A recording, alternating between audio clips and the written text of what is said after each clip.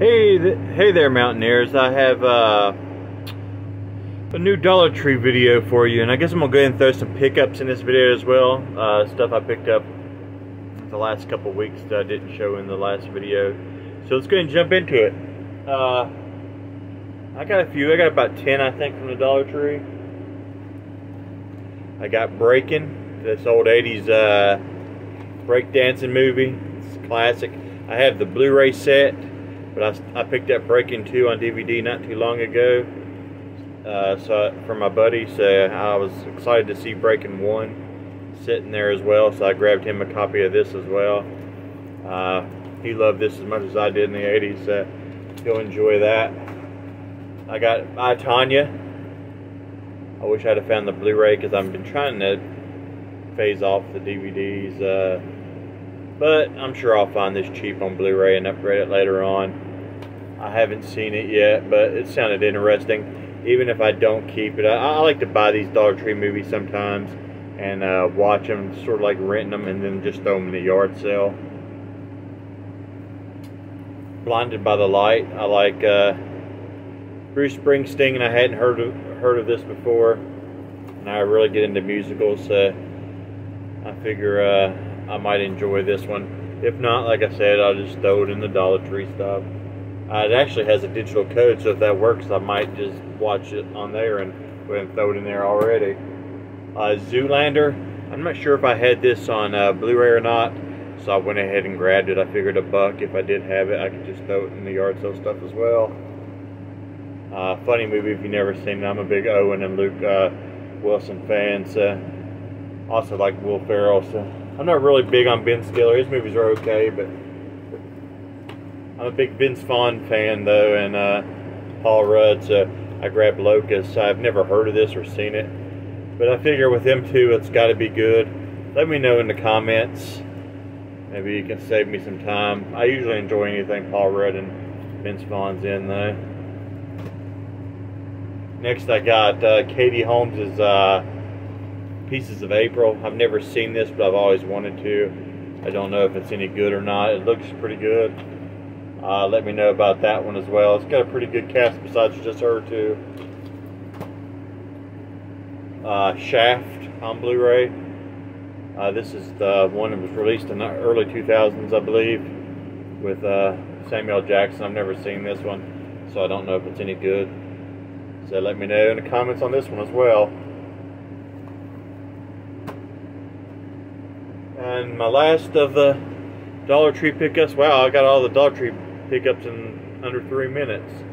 And that's Assassination Nation. I don't know, this looks like this might be... It's got digital too, so even if I don't like it, I can add it to my digital collection and sell this. Looks like it might be alright. Well, that's on my Dollar Tree, so let's go ahead and jump into some of the other stuff I picked up. Sorry, that light's in my eyes. It's a little bit bright. I should have took it off of me a little bit. I got the new Scream Factory release of the Howling. Let me get some opinions. I know there's a lot of Scream Factory fans who are a little bit disappointed in the effort on these. There's the discs. You get the 4K and a copy of the Blu-ray. So I sold my Blu-rays when I upgraded to 4K, but who's a little disappointed that they didn't put like reverse artwork, you know, use the old artwork. All they use is the original film artwork. But I enjoyed like their art that they used before. I wonder if they only had the rights to it for one film, so they didn't even bother doing it again on these, or if they wanted to keep them original. But it seems like a lot of these 4Ks are just kind of boring. Arrow, they're still making theirs look really nice, which I'll show you in a second. But yeah, I'm kind of disappointed. Candyman, the new 4K version of Candyman. And there's really not much to show you because, like I said, the artwork's not reversible. You get the Blu-ray unrated cut.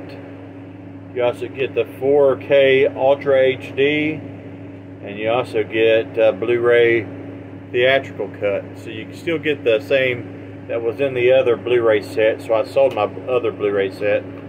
But I don't know. I kind of like the art on that Candyman as well, but I don't see the point of keeping the Blu-ray when there's a Blu-ray in here. I try to make a more room because I don't have a lot of room. My collection's getting so big as it is, so I try to pass it on eBay, and then I usually you know, buy more with what I make from that. And here's the Christine. This isn't the right slipcover, this is the Blu-ray slipcover, but I had the Blu-ray, so when I sold it I just kept the slipcover because I like to have them in slipcovers. But same with this one, there's no reversible art, and it's just the Blu-ray and the 4K. It kind of feels like they start when they deal with Blu-rays. You always felt like the DVDs had better art and inserts and stuff like that. Maybe they'll start to come around with these and start doing a little more with them. But I don't know, physical media seems to be dying, so I'm happy to even get a 4K version, really, because it is a big difference than the Blu-ray. Here's a special treat. Jacko, there was only 1,000 of these released, and but you can still get it, you just don't get the slipcover that's signed by Linnea Quigley. And I think she signs about everything now. I think this is like the 6th movie I have with her autograph, so I doubt it's going to be of any value, but there's no reversible artwork or anything. It's just the Blu-ray disc. Here's a beautiful set. Here's the new American Werewolf in London 4K. Look how nice that is. Arrow, they're still putting effort into theirs. And let's open this up.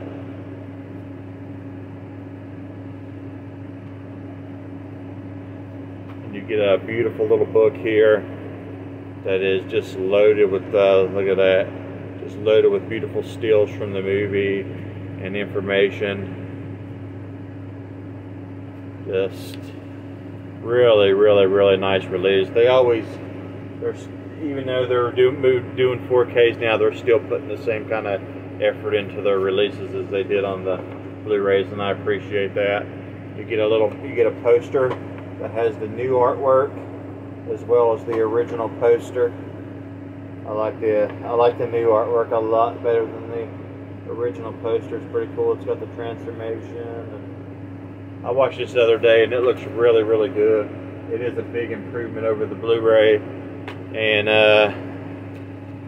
you don't get the Blu-ray with this. But I kept I just put my Blu-ray in the same case with the 4K, and I just put the art behind the other artworks because I worry that I buy these 4Ks, and I worry that my player is going to go out and I won't be able to watch it, so I always try to keep the 4K and the Blu-ray just in case, because you never know, you want to watch something and your player might go out, and then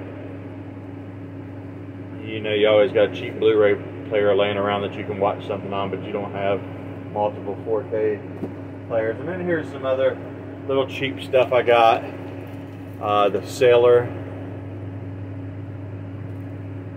with Alicia Cuthbert. I'm a big fan of hers. This movie's okay. It's not bad.